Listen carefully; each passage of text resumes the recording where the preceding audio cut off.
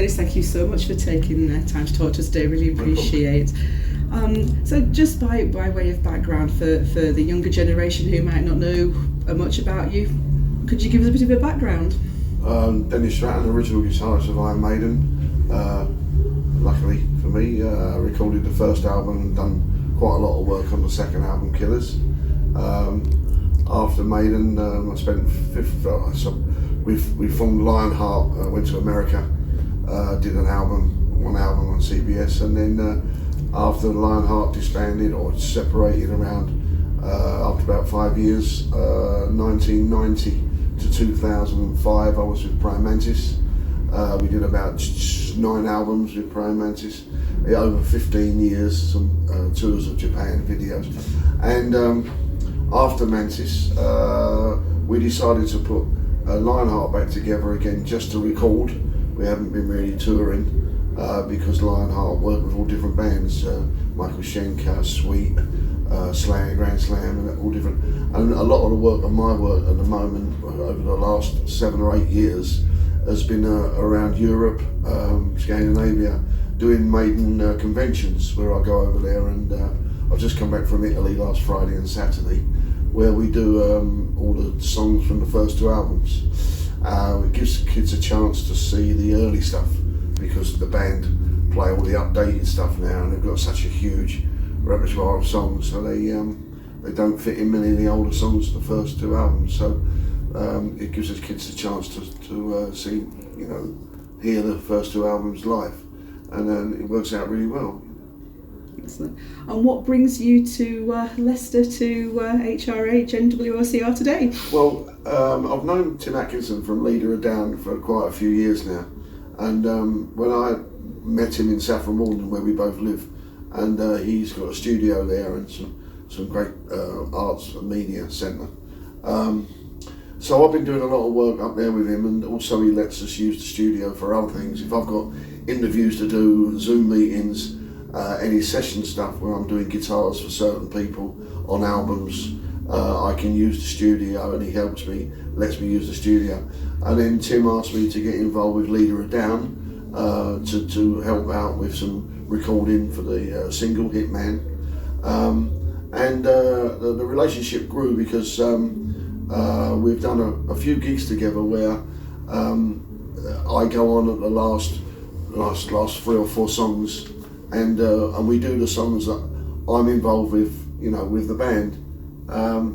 So I'm here because they're headlining tonight at the O2, and so I thought I'd come up and join in and jump up for the last 4 songs, we did that with Phil Campbell and his sons in Norwich, and we also done it in Islington, and it seems to work well, and it's great playing with these guys because it's different for me because it's not Maiden, it's not Lionheart, it's not Praying Mantis, it's not anything that I've got involved with before, so it's nice to come up as a fresh and just blast away, and it's good. They're good musicians, so looking forward to the gig. Okay. So what do you think has kept you going as a great guitar player all these years? What's the secret to just keeping on? I think the magic is it's the music, because even my children, I'm 70 now, and my kids and all white, they're all in their 30s and that, and all never stop telling me, Dad, about time you grew up, about time you retired. You can't. The music's in your blood, and you just keep going like all of us have been doing. All the guys that started in the late 60s and early 70s are all still going, thankfully. Some we've lost lately, but it's the music that just keeps you going. And as I say, last weekend, 2 shows in Italy, and I've thoroughly enjoyed it. So I'm still doing my regular work where, excuse me, the diary during the year will normally consist of Friday, Saturday and Sunday every week, local in Essex or around, sort of like Newmarket or around that area, Suffolk. But the gigs will come up like next month on the 7th of February. I'm away with Maiden United, which is the classical acoustic version of Iron Maiden songs, And if the viewers and the listeners have not heard of Maiden United, it consists of musicians from Within Temptation and other bands, Apocalyptica with cellos.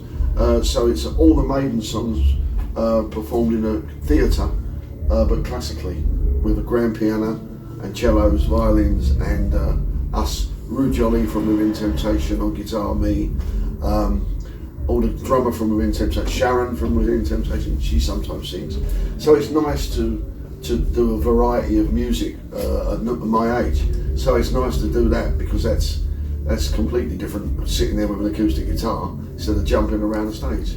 So yeah, it's makes a lot of difference to your occupation, and it keeps you interested, keeps you lively, you know. Yeah. So obviously now with the kind of the new wave of classic rock that's coming through, a lot of people are citing old, like 70s, 80s bands as inspiration, and they're still playing good music that has kind of a thread of all that. What do you think's the appeal of rock music that's just kept it going for so many years? Well, it's the fans more than anything. You know, the heavy metal and heavy rock got the best fans in the world, and they're dedicated. You know, you've only got to look at the Maiden following. But I like it because, you know, I'm good friends with Laurie and the boys from Treatment, and you know, we've watched them mature over the last few years and get better and better. And I'm just glad that there are younger bands coming out, still progressing with the heavy rock side of it. You know, otherwise, you know, it all becomes a little bit too commercial. You know, as I say, I've never classed The Darkness or Bon Jovi or UFO all them years ago. I never classed them as heavy metal. They were heavy rock, like Bad Company. You know, it was a good, solid, hard rock. And I'm glad that some of these bands now are starting to progress with the different kinds of heavy rock come metal, you know. So I've been out front today watching the last 2 or 3 bands, and it's quite interesting because I don't know any of the songs. So it's quite interesting to see the youngsters and how they play and how they work, how they do the sound check. Do they care about the sound of their guitar? Are they dedicated? Do they look for better sounds?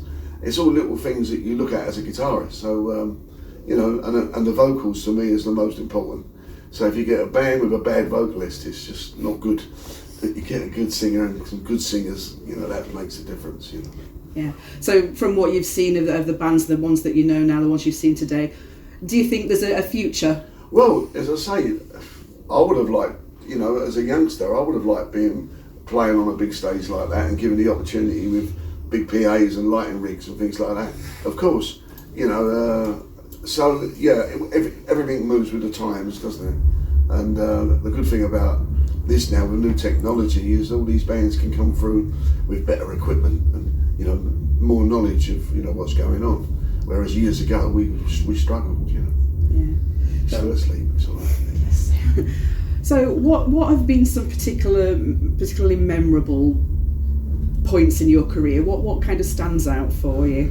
Well, I think the first, before Maiden, obviously before Maiden, we were resident in East London, the Bridge House, and with the band RDB, Remusdown Boulevard, and we went from playing the marquee at Wardour Street, signing with a management company, Quarry Management, who managed Status Quo, and within 3 months we were on a European Scandinavian tour with Status Quo. So one of the biggest shocks for me, the biggest memories, was walking out from the marquee of 300 people, then jumping in the van and going to Germany or France and walking out in front of 80,000 people, and you know, you've got your guitar lead in your hand and you're shaking because you can't plug it in the amp, you know.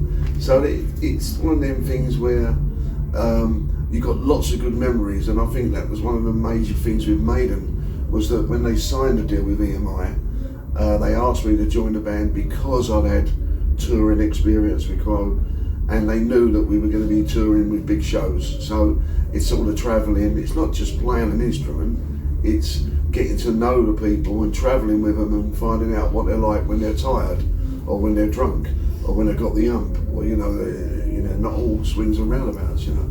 So yeah, I think that's you know, a lot of the memories come from is the big shows like Maiden at Reading, 100,000 people. and them sort of things stick. You know, you got the photographs and they stick with you. Yeah. You know, so that's part of it. You know, part of your life, your memories. You know. Yeah. So I know that you played football, didn't you? Was it West Ham that you played for originally? We just had when we was 11 years of age. We just had trials for schoolboys, but I was never good enough. So at 16, I started learning to play the guitar. Any regrets? I think I chose the right thing. See, in East London, in Canning Town, you had a saying, and because Canning Town in East London was a very nasty place. It was, you know, guns, villains, gangsters, bank robbers, and everyone had a saying. All the bands like the Company Rejects, and they had a saying in Canning Town was that to survive in Canning Town, you either had to play football, become a boxer, rob a bank, or learn to play an instrument. And I chose the instrument. So most of my mates ended up in prison, but I didn't. I think you chose a good path there. I think so. And then just to close, it's a really cliched question, but I think it's always still really important. The next generation that are coming through, even sort of like late teenagers, early 20s, that love what they do, they've got a good grasp of their instrument. Yeah. What's good advice for them? First of all, I do make this point very clear, the fact that a lot of these guitarists are forgetting to try and sing as well. A lot of guitarists see Steve Vai, you know, Joe Satriani. They're not interested in singing. They just want to play their shredding and just play and be the star. I think it starts from the guitar. Try and sing with it if you've got a great vocalist like we have, and then try and back him. Try and, you know, push yourself. But the good thing about now with youngsters is you've got YouTube, you've got computers, and you can learn, sit at home, learn, watch your idol on the TV, slow it down, learn what he just played, and then copy it, and then practice at home. And then if you're good enough, start releasing your own YouTube clips, because that's how you get noticed. And they've got it quite easy now, the youngsters, with the interweb at their end of their fingers, you know. Brilliant. Thank you. Really appreciate every time today. Thanks very much for talking to us. Lovely to meet you. Thank you very much. Thank you. Thank you.